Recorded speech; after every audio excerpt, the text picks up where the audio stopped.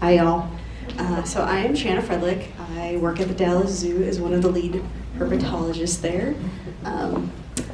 My first meeting of a Texas horned lizard was when I actually moved to Texas in 2007. So I worked at Fort Worth Zoo there first. So coming from Iowa, I had never seen a horned lizard before. So I fell in love with the species, and they've definitely been one of my favorite lizards that I've worked with.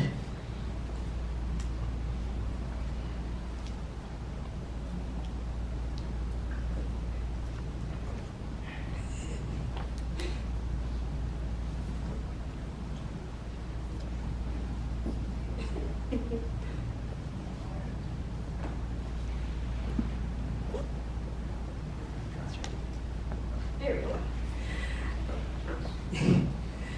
So we currently have 2.4 horned lizards for breeding and educational purposes at the Dallas Zoo. This year we have actually 5 clutches of babies that we're preparing to release. We actually have 1 that we did already, and we have 4 more that are going to be released next month. My presentation is heavily picture because people want to see pictures of them. They don't want to read a lot of words.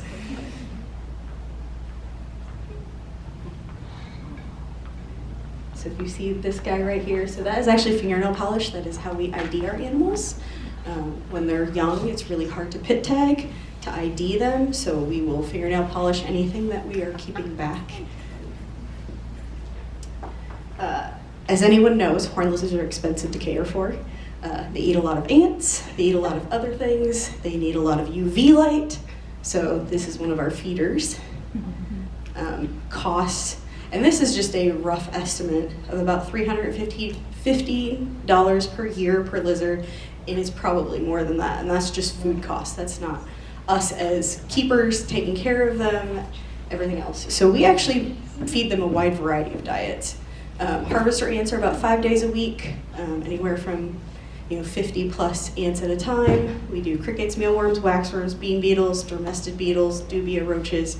So we like to give them a variety, and they seem to enjoy having that different food items. Our setups. So our setups are on the bottom. Right now it's like 40-gallon glass tanks. UV bulbs are also pretty expensive. We have 2 different kinds of UV we put on them. We don't have a good way to have them outside, or we would have them outside. Everything adds up over time, so you have your housing, your hibernation, zoologist hours, veterinary care. And this is our hibernation setup, so every year they go into hibernation. This is so that they will breed for us. And then we have our breeding. And as you can see, it's not always successful. So that is the boy on the bottom. And then when we do have successful breeding, we have babies. So our first successful in-house breeding was in 2016. We had 2 clutches of eggs laid, and all of our animals were retained at the zoo. 2017 and 2023, we also had breeding.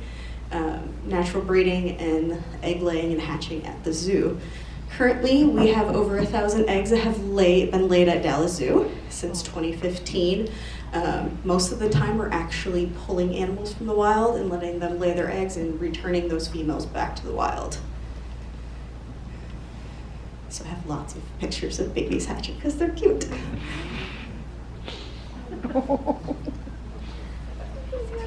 So yeah, it's really cool to see them come out of the egg.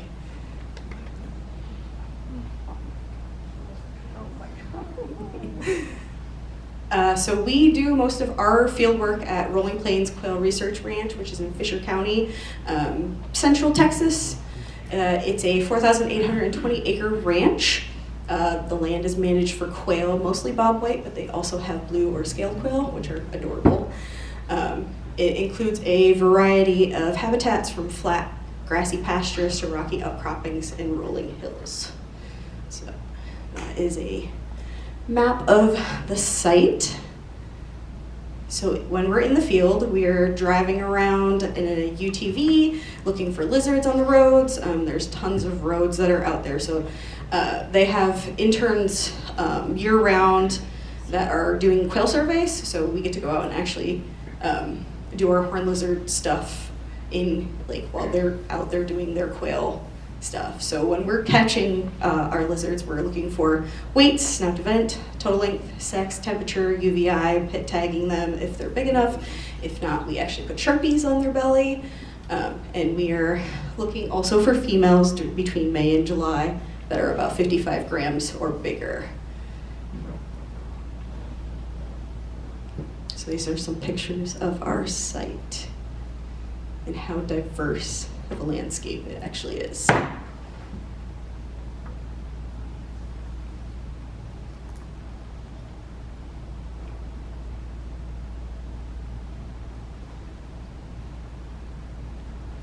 And these are animals that we actually caught out there.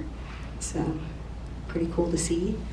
So we're obviously measuring them. So this is us weighing them in the field and measuring them with a ruler. This is one of our Sharpies. And then this is one that's actually getting a bit tag. This picture of this lovely lady right here, we call the dirty butt syndrome. So she is actually just laid before we got to her. That is how we actually figured out that our 55 gram is our cutoff. For gravid females. We don't want to grab females that are under that because typically they're not gravid, but anything bigger than that, we will bring back in between those dates of May and July. And then you can see how hard it is also to see them when they're in their natural habitat. So my coworkers having fun with them. These were 4 babies that we actually found this year all together. We found one when we were driving, got out and found the other 3. So it's kind of cool to see that they were all hatching and we got to grab all of them and do data on them at the same time. And yes, they do spray blood, as you can see. My coworkers have found out. One of my trips this year, one of my male coworkers got sprayed 3 times on the same trip. So I was like, I don't know what it is, but they didn't like him. And then when we do release our animals, we actually release at Mason Mountain Wildlife Management Area. So it's farther south Texas. We work on this project with several other zoos and TCU, so you'll hear more about it with them. So our lizards are taken, they're weighed. If they're above a gram, they get these lovely little tags on their back, which are called harmonic tags. This is mostly done by Fort Worth and TCU, and they will give you more information on that a little bit later today. To see we're tagging. So you can see, not all of them. So this one was under a gram, and this one too. So they will be released without those, but as many as we can, they want to track. This is what the area looks like there. So far, these are the number of hatchlings that we have released. I know this year looks really low, but we've only done 18 so far. We released 18 and 1 yearling from last year. So in October, we will release another, it's like 119 animals on Mason Mountain, and we will hit our milestone of over 500 hatchlings that we have released. So we'll put them in. So they do this because everyone that brings animals, so we have a more diverse grouping, and each zoo then can put animals together, so we're not putting the same genetics at the same site. So they will mix and match them into containers, and each area, they are rows of 10 flags, and you will drop a lizard at each flag.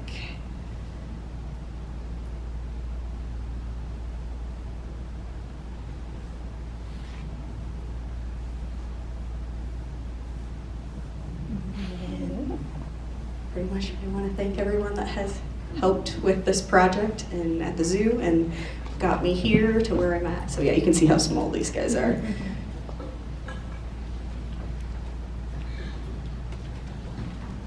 Any questions?